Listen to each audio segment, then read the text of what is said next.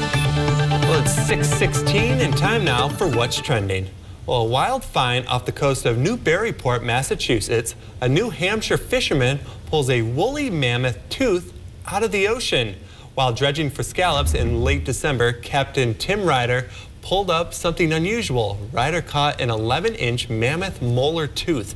Currently, the artifact is being kept at Ryder's restaurant in Maine, and Ryder put the artifact up for auction on eBay, and he says that 100% of the proceeds will be donated towards World Central Kitchen, which is an organization that serves hot meals in several Ukrainian cities and the border to help feed the refugees. No word on how much the artifact is expected to pull in, but that is really cool. Just an 11-inch That's tooth. big.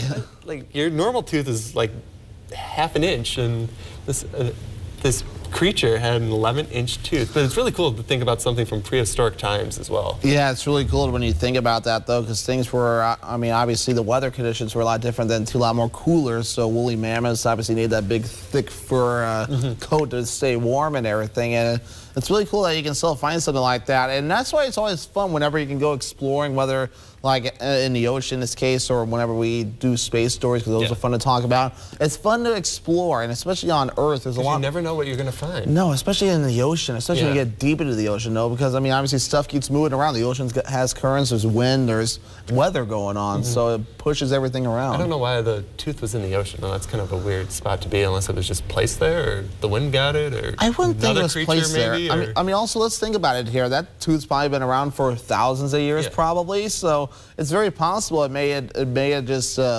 made its way there from over the course of time, where it might have been ice before, then it probably melted, or maybe wind, maybe some kind of storm. There's a lot of maybes there, but ultimately I think weather is at fault for moving the tooth to where it was, and then boom. Then of course we'll blame the moon too, because they can affect the tides. So lots at play here, but it's fun to talk about. Otherwise, though, something that's also pretty funny, and I've been laughing at this story all morning. In Spain, there is a running of the bulls. And South Carolina on Wednesday. What did I just say? Carolina. Oh, geez. They both start with C. Thank you. California. They both start on Wednesday. There was a running of the cow. And yeah, just one cow there. Somehow it managed to get free and escape capture in a parking deck, and ran down the 210 freeway and wound up at a ranch where it was finally wrangled, but now without a fight, and eventually the bull was placed in one of the ranch's enclosures. It's not clear how the animal got loose in the first place. Now I'm just looking at this video now, and it is very funny. Obviously, big question is, how did this cow get loose? But it's always funny whenever animals that you don't normally see in areas like a city like this just going about, be like, don't mind me, I'm just a cow, leave me alone, and then put up a fight, because it's like, I mean, look at this. Even on cross streets, and it's like, leave me alone. I didn't realize a cow could run like that, not gonna lie.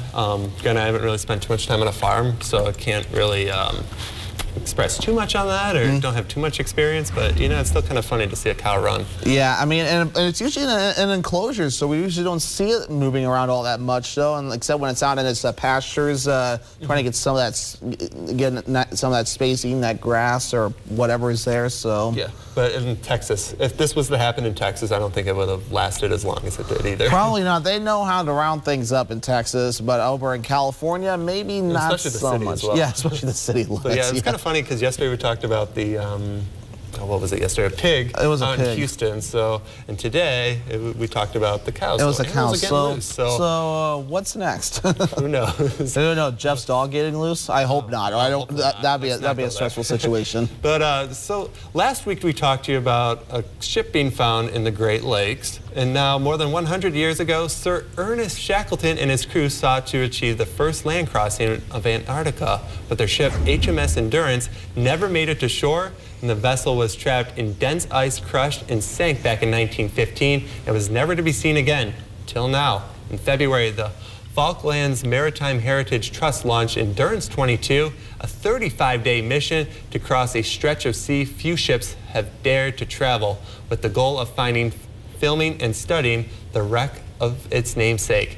The team of marine archaeologists, engineers, technicians, and scientists used century-old navigational records along with state and the art of hybrid autonomous underwater vehicles to locate and survey the wreckage. The organization hopes the discovery will inspire future polar exploration.